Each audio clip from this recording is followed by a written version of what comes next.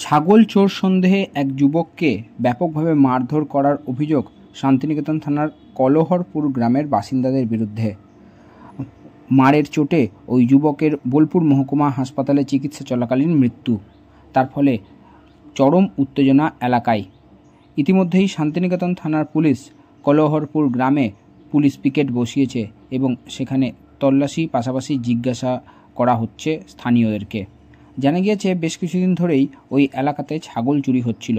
সোমবার সন্ধ্যায় গ্রামে বেশ কয়েকজন অপরিচিত যুবককে দেখতে পান স্থানীয়রা। তাদের জিজ্ঞাসা করা হলেও তারা ঠিক মতন উত্তর দিতে পারেননি। অভিযোগ, তারপরই এক যুবককে ধরে তাকে বেধড়ক মারধর করা হয়। অবশ্য ওই যুবকের সঙ্গে থাকা বাকিরা অশান্তি বুঝতে পেরেই এলাকা ছেড়ে পালিয়ে যায়। মারধরের খবর পেয়ে ঘটনাস্থলে যায় শান্তিনিকেতন থানার পুলিশ। তারা আহত ওই যুবককে উদ্ধার করে বোলপুর মহকুমা হাসপাতালে নিয়ে যায় এবং সেখানেই চিকিৎসা চলাকালীন তার মৃত্যু হয়। যদিও এই ঘটনায় এখনও পর্যন্ত কোনো লিখিত অভিযোগ দায়ের করা হয়নি, তবে শান্তিনিকেতন থানার পুলিশ সমস্ত কিছু খতিয়ে দেখে ঘটনার তদন্ত শুরু করেছে।